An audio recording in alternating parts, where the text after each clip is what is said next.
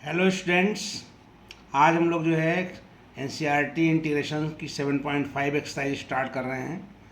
तो उसमें जो है सवाल जो है पार्शियल फ्रैक्शन से लगेंगे, क्योंकि आपके जितने भी सवाल होंगे वो फ्रैक्शनल होंगे और उसमें नीचे वाला जो डिनोमिनेटर है या तो लीनियर होगा या रिपीटेड लीनियर या क्वाड्रेटिक होगा।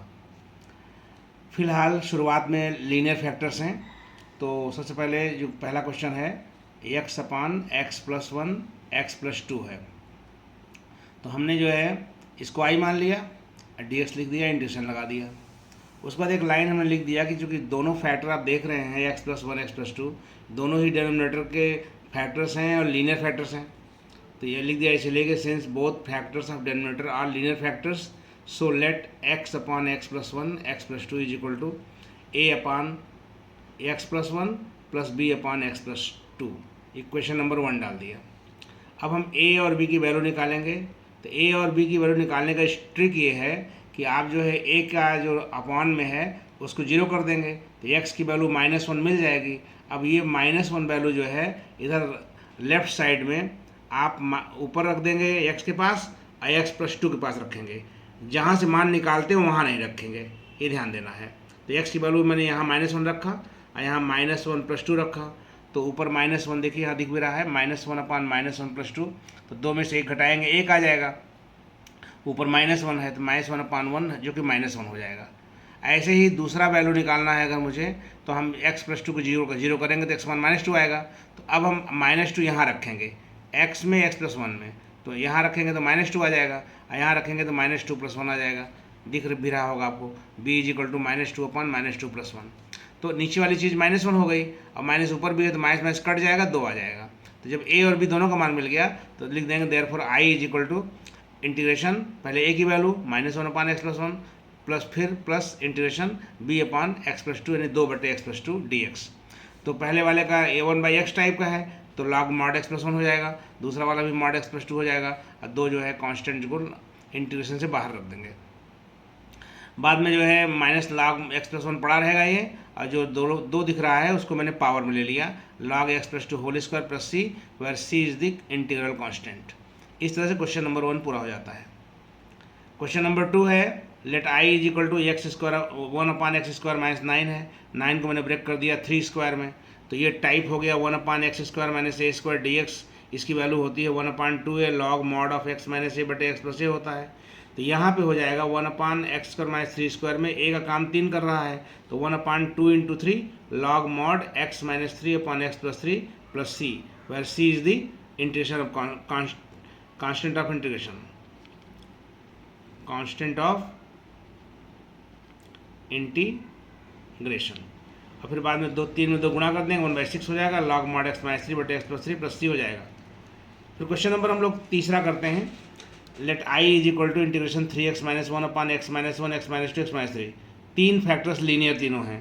तो यहाँ लिख दिया कि since all the factors of denominator are linear factors so जो फ्रैक्शन दी गई है फ्रैक्शन लिख करके is equal to a upon first plus b upon second plus c upon third.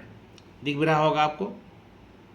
उसके बाद हम जो है a b c की वैल्यू निकालेंगे। तो जब a का मान निकालना होगा मुझको तो मैं पहले x माइनस 1 को जीरो करूँगा, x का मान 1 मिलेगा। x का मान 1 जो है हम फ्रैक्शन में रखेंगे, सब जगह रखेंगे, केवल यहाँ नहीं रखेंगे जहाँ से मान निकालते हैं। तो अब आप देखिए क्या हो जाएगा कि a की वैल्यू निकालेंगे तो 3 इंटू 1 माइनस 1 अपान 1 माइनस 2 1 माइनस 3। तो 3 में से 1 घटाएंगे 2 आएगा, 1 में से 2 गए -1, 1 में से 3 गए -2 और 2 अंजा कट जाएगा और फिर माइनस माइनस प्लस हो जाएगा तो 1/1 यानी 1 आ जाएगा। फिर b का मान निकालना है तो हम जो है x की वैल्यू 2 रखेंगे। जब x की वैल्यू 2 रखेंगे तो यहाँ पे 3 इंटू 2 -1 अपान 2 माइनस 1 2 माइनस 3 हो जाएगा। तो ये आ जाएगा आपका, ऊपर 5 आ जाएगा, नीचे आपका 2 में से 1 गए 1, 2 में से 3 गए -1। तो -1 का 1 में करेंगे -1 डिवाइड करेंगे तो -5 आ जाएगा। ऐसे ही c का मान निकालेंगे तो तीसरा फैक्टर यानी x माइनस 3 को जीरो करेंगे, x की वैल्यू 3 आ जाएगी। तो x इज इक्वल टू 3 हम लेफ्ट साइड वाले में रखेंगे। तो लेफ्ट साइड में जब रखेंगे तो 3 इंटू 3 -1 अपान 3 -1 3 -2 सॉल्व करने पे 4 आ जाएगा। Therefore i is equal to integration of 1 upon x minus 1 -5 upon x minus 2 plus 4/x-3। तो इसका log mod x-1 हो जाएगा, इसका log x mod x-2, इसका log mod x-3। कॉन्स्टेंट्स जो -5 4 जो है साइड में बने रहेंगे। अब प्लस c लिख देंगे, where c is the integral constant. अब हम लोग क्वेश्चन नंबर 4 देखेंगे। Let i is equal to integration x/(x-1, x-2, x-3)। सारे फैक्टर्स नीचे वाले लीनियर हैं। अब इसको लिखा नहीं, बार बार नहीं लिख रहे हैं, चलिए एग्जाम में लिखना चाहिए कायदे से, जैसे मैंने शुरू के 3 सवाल में लिखा है। तो let x/(x-1, x-2, x-3) is equal to a/(x-1) plus b/(x-2) plus c/(x-3)। पहले हम नीचे वाले को जीरो करेंगे, फर्स्ट को x-1 को जीरो करेंगे। तो जीरो करने पे हम x की वैल्यू रखेंगे हम यहाँ पे 1/(1 - 2, 1 - 3) दिखा भी दिया मैंने, 1/(1 - 2, 1 - 3। सॉल्व करने पे 1/2 आएगा। फिर दूसरा जीरो करेंगे, x = 2 और रखेंगे हम आपको यहाँ पे फ्रैक्शन में रखेंगे, ऊपर भी नीचे भी, केवल उस स्थान को छोड़कर जहाँ से मान निकाला गया है।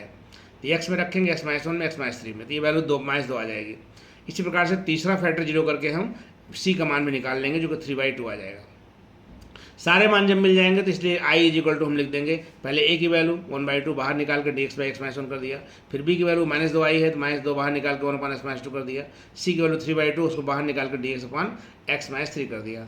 अब आप जानते हैं 1/x टाइप के सारे इंटीग्रेशंस हैं, तो सभी log बन जाएंगे। 1/2 log mod x-1 -2 log mod x-2 plus 3/2 log x-3 plus c, where c is the constant of integration. इस तरह से क्वेश्चन नंबर 4 पूरा हो जाता है, और अगले क्वेश्चंस जो हैं हम लोग नेक्स्ट वीडियो में करेंगे।